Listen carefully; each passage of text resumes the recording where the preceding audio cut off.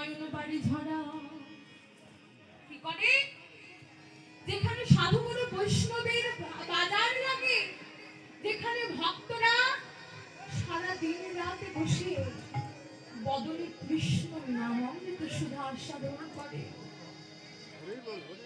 বলবে জানো, সে সাধুগুরু বৈষ্ণবদের বাজারে গিয়ে,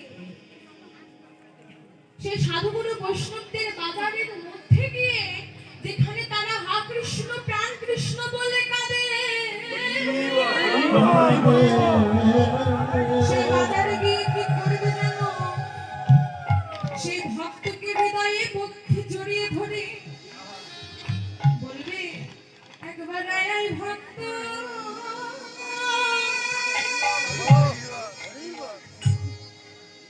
এই বক্ষ বক্ষ মাঝে একবার আয় ভক্ত,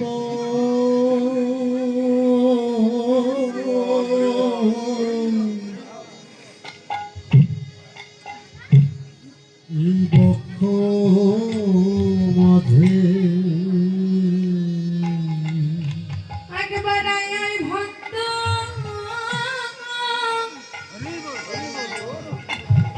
বক্ষ বক্ষ একবার আয় ভক্ত,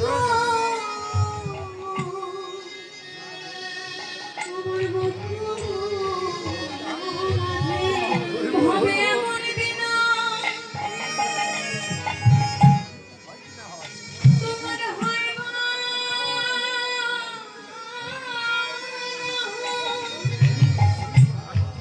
একবার আয় ভক্ত,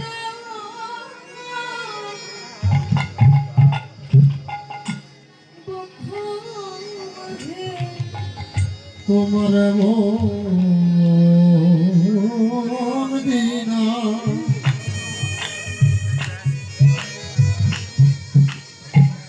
হয় বা না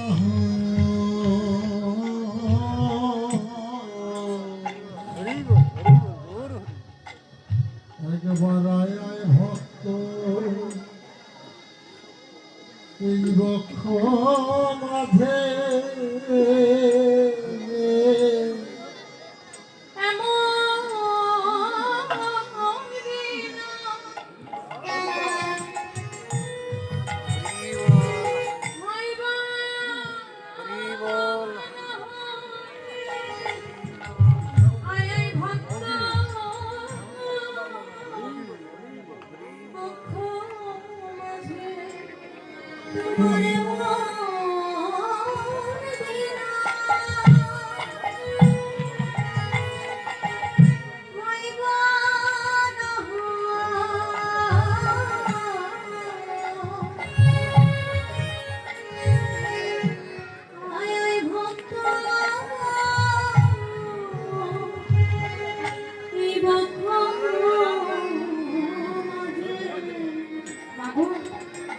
এই হরিনামের মহিমা, এই ভক্ত সঙ্গের মহিমা যারা একবারে বুঝতে পেরেছে,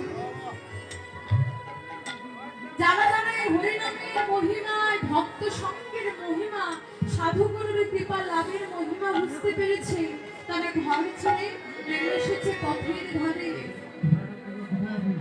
প্রমাণ না সেই সর গোস্বামীর মধ্যে সনাতন গোস্বামী, রঘুনাথ গোস্বামী,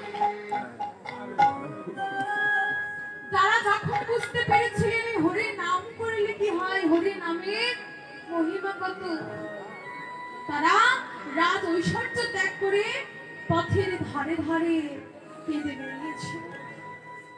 এই যে গোবর্ধন দাসের পুত্র রঘুনাথ তৎকালীন সময়ে 12 লক্ষ টাকা কর আদায় করত। গোবর্ধন দাস এত বড় লোক ছিলেন তারা,